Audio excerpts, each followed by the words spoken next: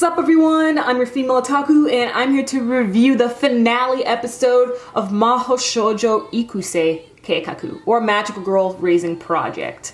Now, a lot of people really want the other novels to be animated because apparently the entire anime adapted only one novel, and then there were like other sequels with, new characters and stuff. Personally, since, the other ones have, a different setting, different, new characters and stuff like that, I don't really think it's necessary to go ahead and adapt the rest of the novels. I'm perfectly fine with this ending. So I'm not gonna be all like, yo, season 2 win! Like, there's no point when we are getting new characters and everything. And this had a complete ending, at least to me. But anyway, with this finale episode of Magical Girl Raising Project, we have Ripple versus Swim Swim, and Ripple was able to defeat Swim Swim and live.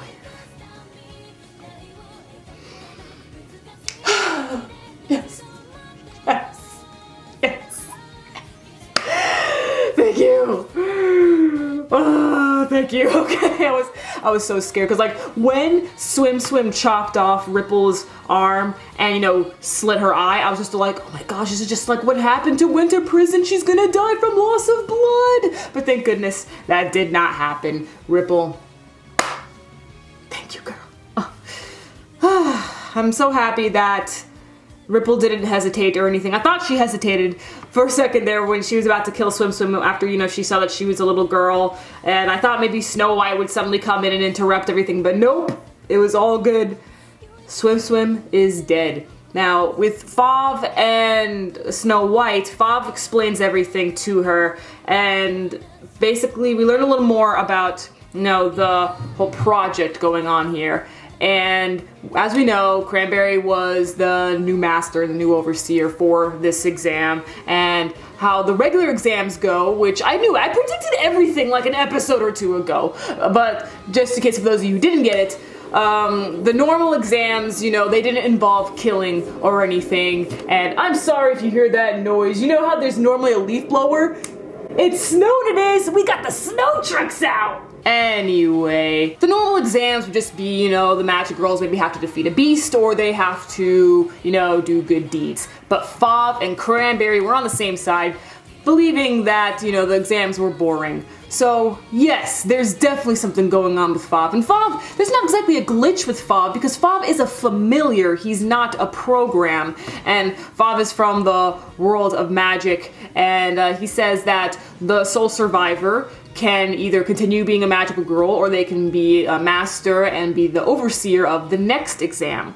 And he wanted to partner up with Snow White because, Swim Swim wasn't a good master and Ripple has a bad attitude, so if I was just like, oh, Snow White, you'd be the perfect candidate. I think we should learn to get along, but Snow White was done, and I'm so happy. It took long enough, but Snow White developed. It really took long enough, but you know what?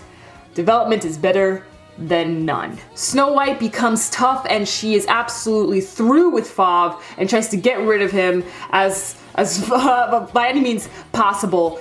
And Ripple luckily was able to destroy Fauve by getting Swim Swim's weapon and killing Fauve. So that was great. Fauve is either dead or was returned to the world of magic, but I'm pretty sure Fauve is dead because I believe Fauve lived off of that one sturdy communication device. So, we shouldn't be seeing any more of those.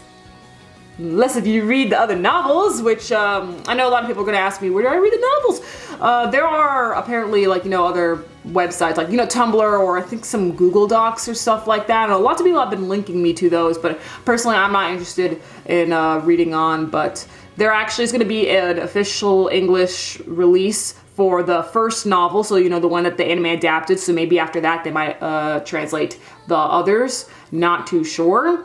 But how do I feel about this finale overall? I thought it had a good ending, really happy that Ripple lived, because I was really nervous about that. I knew Snow White was going to live, but I wasn't too sure about Ripple, so she's alive. Swim Swim is dead. Fauve is dead, so I was lucky with that. I wasn't too sure what was going to happen with Fauve, but Fauve is dead. And now Snow White and Ripple are going to live on helping others, and Snow White, she's just like done. She's going out of her district and, you know, helping people from around the world, stopping terrorists and stuff, and Snow White wants to become stronger, so Ripple's helping her out with that. It was a good ending, and no one in their district will be recruited to become magical girls, at least, you know, with that method, with the app. And yeah, well-paced anime. Really interesting characters. Animation was solid. Honestly, I think the highlight of this entire anime series is what I spoke about a couple episodes back, about the pacing. The pacing is definitely the best part about this anime. And because of that, I have to give this anime probably either an 8.5 or a 9. 8.5 or 9, something like that. Now, what a lot of people have been asking me, they were just like, yo, Sloan, what's better, Madoka Magica or Magical Racing Project? I'm just all like, why are you comparing the two? They are nothing alike.